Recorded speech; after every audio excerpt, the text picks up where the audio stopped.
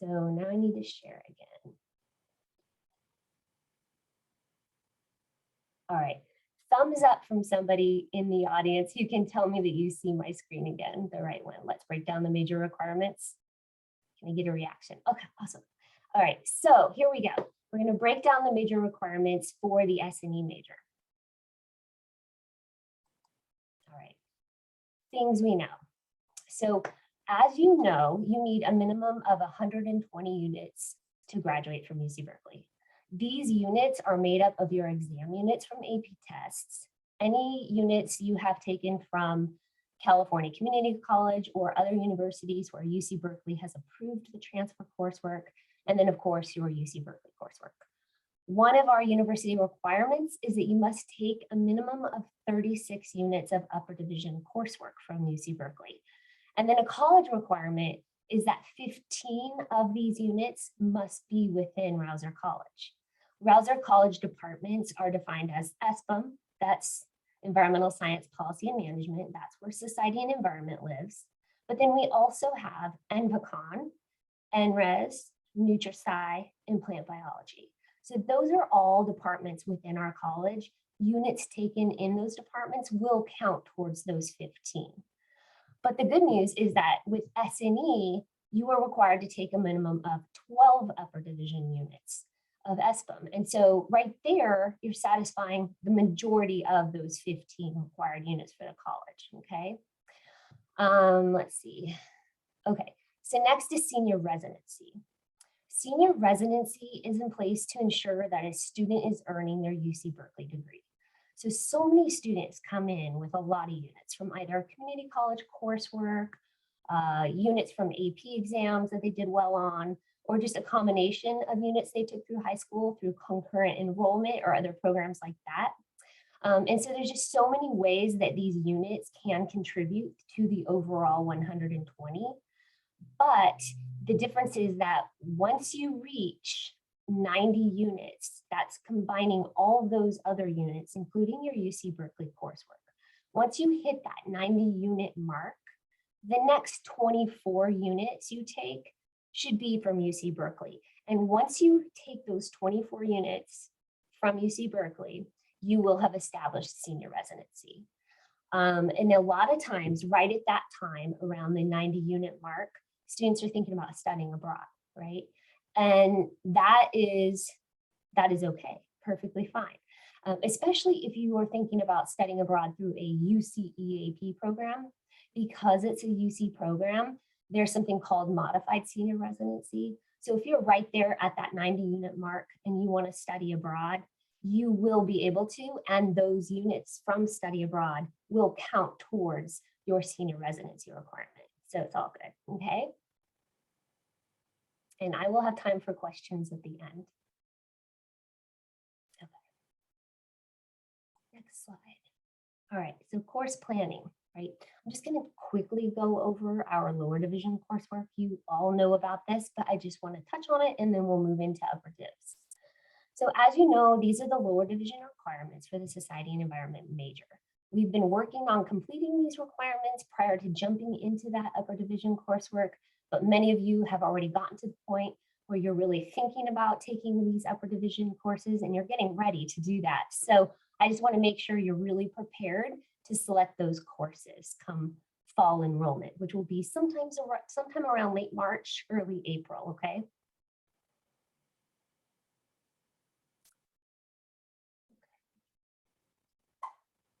Next slide. Okay, so S&E upper division requirements. Here's what you need to know. All courses must be taken for a letter grade and passed with a C- or better. Upper division classes cannot overlap with other S&E requirements, such as breath and core. Okay, so what this means is for many majors in our college, and specifically S&E, breath requirements and lower division requirements, such as those 2 ESPM lower division courses like the ESPM Environmental Science Core and the ESPM Social Science Core, those courses are considered major requirements for S&E. So they cannot overlap within each other. For example, ESPM 118. ESPM 118 is an upper division course, that actually happens to satisfy a bio breath. I caution students against using it for the bio breath because it can count as an S&E upper division requirement, but not both, okay? You really want to focus on taking lower division classes for those breath areas rather than upper division, because it can get super tricky, especially if you plan on adding another degree program later, then it gets a little bit hard to track, okay? So let me go on. 15 upper division units must be taken in our college. I mentioned that earlier. And then in addition to that, you need one upper division course in the environmental or political economics area, plus those 7 courses from the area of concentration requirement. Within there is where you'll get those 12 upper division SPLM units, okay? So area of concentration requirements. So how this works is students select, I'm going to put this in the chat. It's the S&E snapshot, but you can follow along with me if you have that ability. Okay, so grab this from the chat if you can. So students select 7 courses within the 3 areas of concentration. Those 3 areas are U.S. environmental policy and management, global environmental politics, and justice and sustainability. Students do not have to declare their area of concentration. Basically, it is super casual, and it turns out to be wherever you have 4 courses, okay? So 7 total within the areas of concentration, plus 1 political or environmental political, sorry, plus 1 political economics or environmental economics course, upper division, and those are your 8 requirements, okay? So as you're planning for these, you need to make sure that within your primary area of concentration, you have 4 courses, and then you have 3 others. And within there, we want you to make sure to represent a course from each of the areas of concentration. Basically, it's so you can explore all 3, okay? You don't need to know right off the bat which area of concentration you want to be yours. In the end, it can simply be wherever you have 4 classes, okay? We'll talk more about that. Okay. All right, so program planning for upper divs. This is a idealized plan and also very general, but you can see that there is a lot of flexibility here, okay? So of course, when we all went through the planning process for your first year during GBA and in the fall for this upcoming spring, I created those program planning forms or those progress checks for you, right? And some of you have done some program planning forms as you wanted to add in a minor or even a separate major. We've already done that a little bit, but this process will look somewhat different as you just think about society and environment. So right now, we're just going to think about society and environment, okay? And this plan is taking into consideration, you might still have 1 or 2 breaths, you might still have your R1A or an R1B. It was really tricky this year to try to evaluate those. So some of you might feel like you're behind. Pay attention to that, get that done within the time frame that you're allowed. You need to complete that requirement of the RNC by the end of your sophomore year. So prioritize that coursework, okay? All right.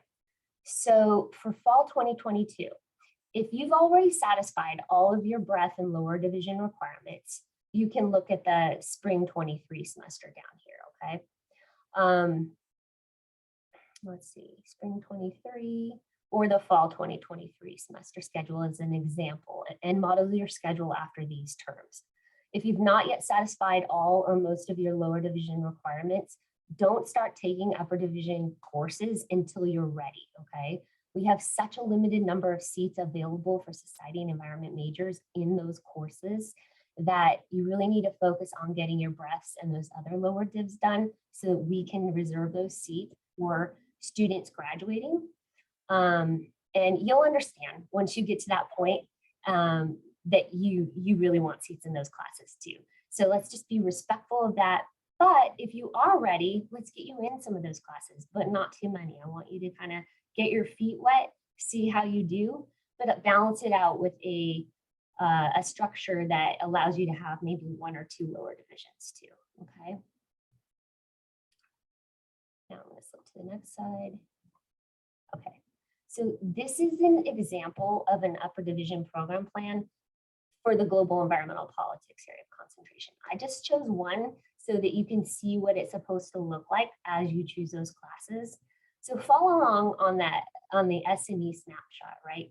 When you read that you need to have 7 area of concentration courses, with 4 of those being within your primary area of concentration, and 3 others, making sure you have 1 within US environmental policy and management, 1 at least within global environmental politics, 1 within justice and sustainability.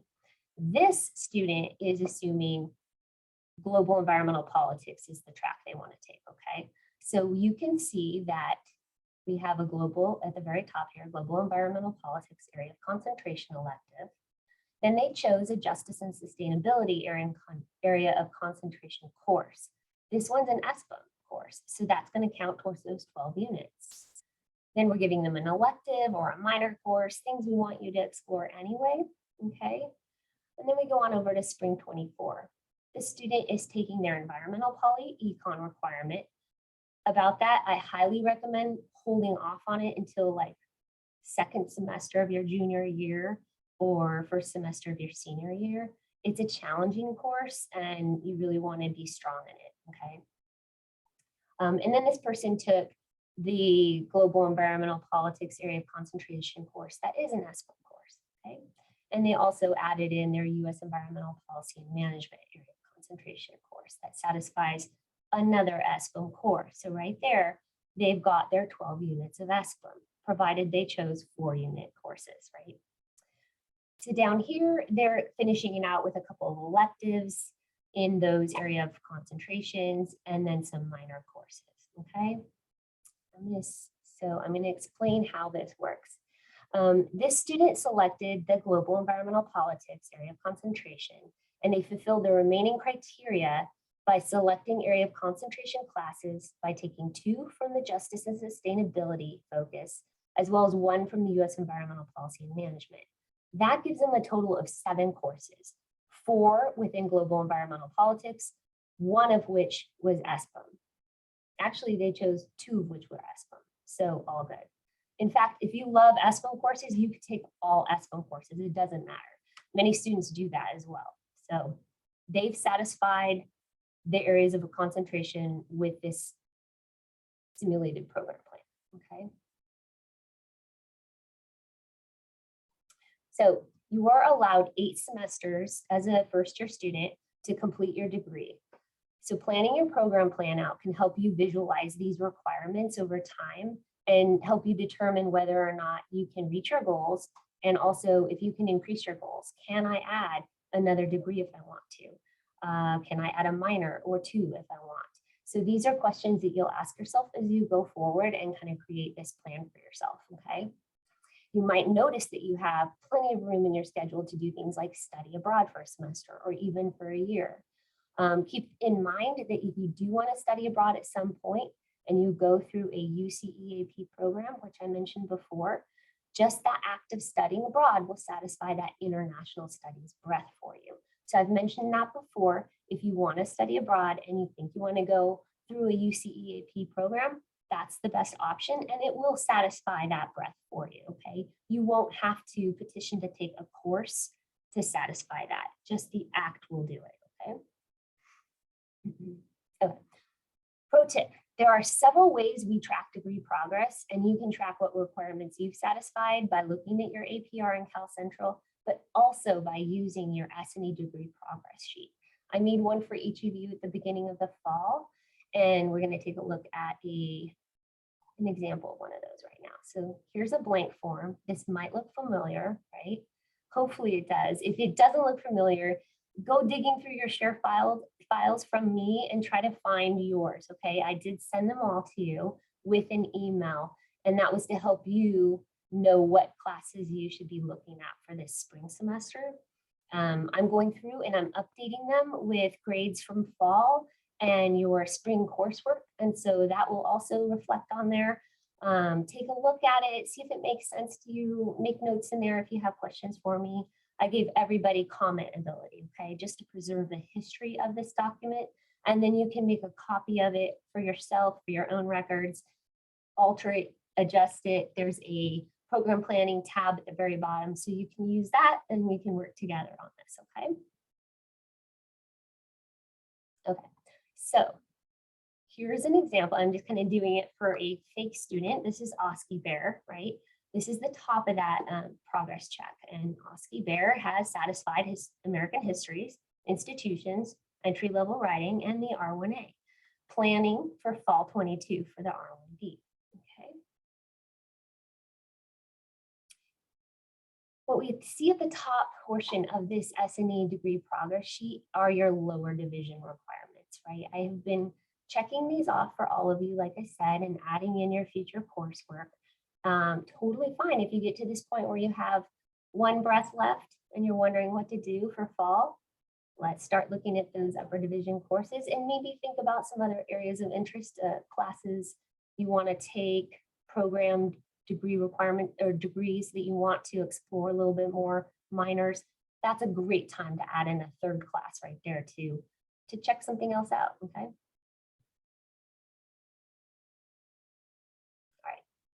So now remembering back to that slide of yellow boxes where it was a little bit confusing, but I was trying to talk about how to choose the areas of concentration. Well, here's where we track that, okay? So this is that lower box of the program planning, or I'm sorry, of that progress check, right? So as you can see here, using that global environmental politics area of concentration as our sort of example, I plugged coursework in to show you how it will look going forward, okay? So as you can see here, Oski selected 4 courses from the global environmental politics area of concentration, keeping in mind that he must have at least one ESPM core course within his own primary area of concentration. But something Oski didn't realize when he really wanted to take Dara O'Rourke's ESPM 136 course right here, that's sustainable industry. Something he didn't realize was that it's worth 3 units, okay?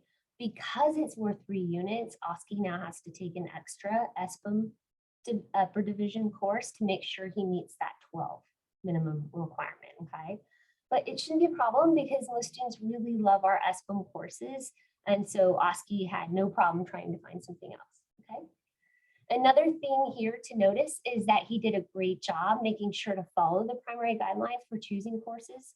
He has 4 within his own, right? I've highlighted that in yellow, 1, 2, 3, 4, okay.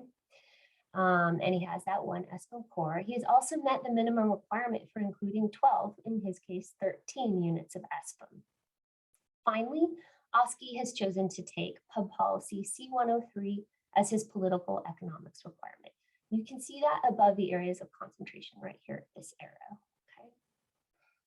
That class is super popular. This class, if you haven't heard about it, is called Wealth and Poverty. And you will almost never have priority registration for this class until you are a senior, okay? So if you would like to take this course, you'll need to prioritize it in your enrollment for the spring of your junior year or your senior year. That means during your phase 1, add that class in, right? And if you have an early enrollment appointment, you might luck out. There are many other amazing courses that will satisfy this requirement as well. And you should know that this can be a more challenging requirement for some students. So I absolutely recommend waiting until junior, senior year, like I said, to take something in this area. So now that we've reviewed upper division requirements, I want to make sure that we have the knowledge and how this plays into your area of your academic progress report. So let's take a look. So this slide here is what your My Academics page looks like when you pull up your Cal Central account. Down in the bottom, in this center column here, you'll see degree requirements, and I've circled the academic progress report right there. The APR is where you can track the courses that you've taken and where they fall within your declared degree, right? So, for example, anything you've taken so far for S&E, you can run this report and you can see where it falls and what requirements have been satisfied, okay?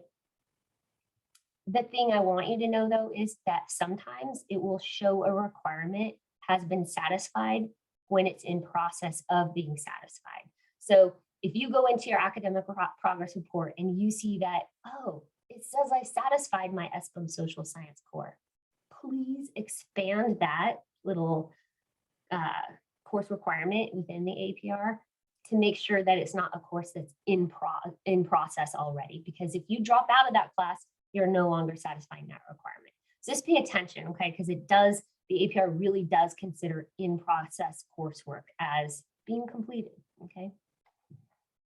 Okay, and the other thing is that we're one of the last colleges to have updates done to our APR. And so we're still waiting for a whole lot of classes to be added in there.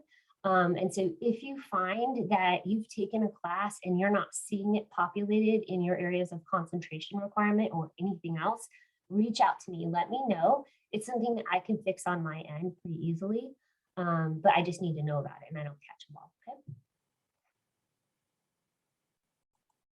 Okay, now this is also the area where you can find a what if report. A what if report is a tool that you will use if you want to simulate what another degree program looks like. So you're here, you're declared in society and environment, but you've taken some courses in anthropology and you're really considering a simultaneous degree with anthropology, but you're not sure if you can fit it all in. So what you would do is you would run this report, you get to add in letters in science and anthropology, and then you run it and it'll take all of your coursework and it'll fill it in and let you know what it looks like as of right now, kind of a snapshot in time.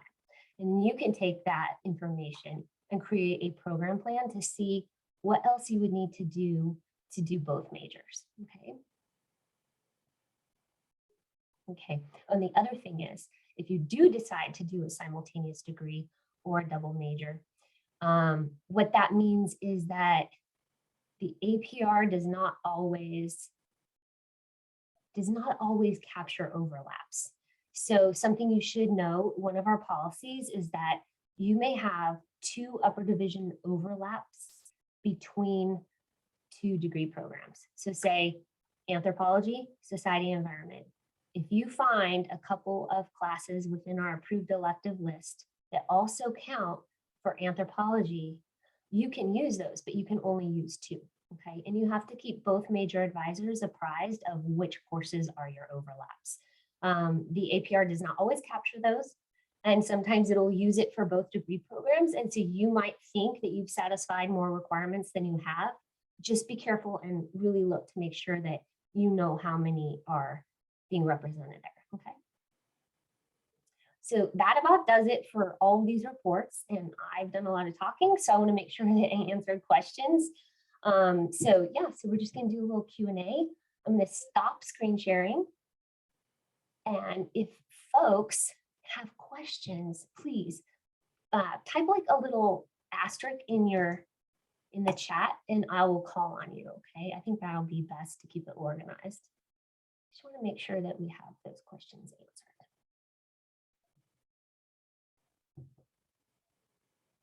Does it make sense to everybody? Okay, Aaliyah. Go ahead. I checked my Cal Central recently, and under level it said sophomore, even though I'm like obviously freshman level. So what does that mean anything, or is it just I'm ahead on my units? Great question. Yeah, absolutely. It really doesn't mean anything. We all know that you are first year students, but you must have come in with enough units and your fall semester gave you enough units to count as a sophomore level, okay? But we still know that you are a first year, so don't be alarmed by that. You still have as many semesters as we gave you before. It's just an odd thing. Okay, thank you. Yeah. Other questions?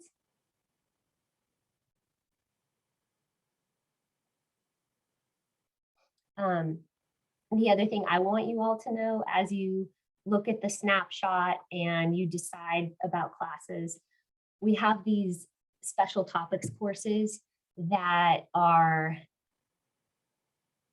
they're really interesting, but you have to make sure as you're checking the class that you want to take that the title of the course matches exactly what is on the snapshot and the course number. Otherwise, it won't count. So like sociology, for example, they have a lot of really amazing climate change, sociological perspective classes that are very relevant to society and environment curriculum.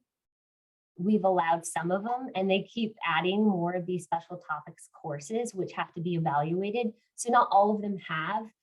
If you have a course in mind and you think it would be a great fit for the major, send it my way. If it's not approved to be allowed on the SNE snapshot, there's a chance still that it might be approved by a petition process.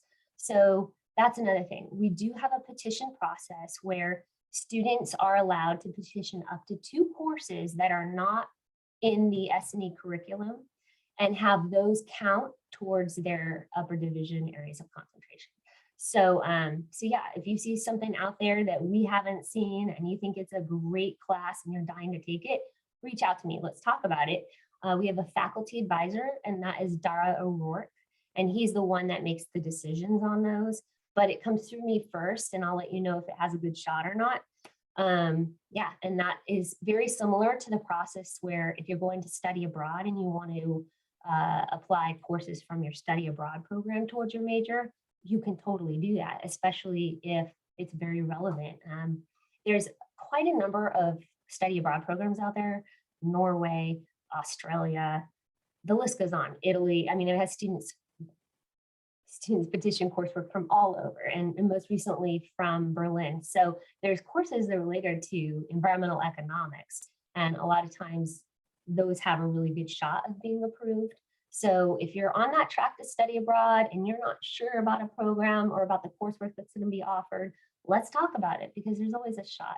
And most times, I'd say more times than not, it's approved. Okay, we want you to study abroad. We want you to get that opportunity. There's nothing like it after you graduate. Other questions?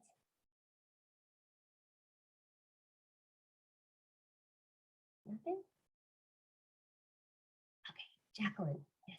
Hi, I kind of have a follow-up to Aaliyah's question, where she said if you have like the sophomore thing like show up on your Cal Central, does that have any effect on like declaring a second like major or anything else? Because that was something I was wondering about. Yeah. Not at all. Yeah. And there's no real timeline to declaring another major either. It really is just following what the major, major requirements are. So you have to look under the academic guide, right? And you pull up the major there that you're interested in. And usually you'll have a list of classes, maybe prereqs that they recommend that you take before you're able to declare. If there is another major that you're interested in, always let me know. Let me know if you're planning to switch out of SNE into a totally different major. Let me know if you want to do a double major. That would be, this is how that's defined. If you choose to do another major that is within our college, so say you want to do society and environment and CRS, that would be considered a double major. If you choose a major in LNS, another major out there, or CED, that would be called a simultaneous degree.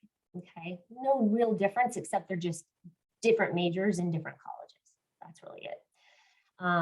The other thing is too that, yeah, no real restrictions against minors either. So go explore the majors and the minors and see what you think is going to complement your curriculum with society and environment, and just start taking some courses along those paths. You definitely have time, as you can see from the program plan and the number of semesters you're allowed to be here. You have time to do it all. So, but no pressure. You don't have to either. Thank you. Yeah, you're welcome. Any other questions?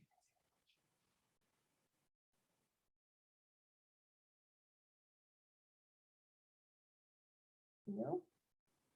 Okay. All right. Well, I hope this has been helpful, guys. And I really appreciate you doing this on your break. I'm going to send this out, this recording, so that once you guys get closer to selecting those areas of concentration, you can refer back to this.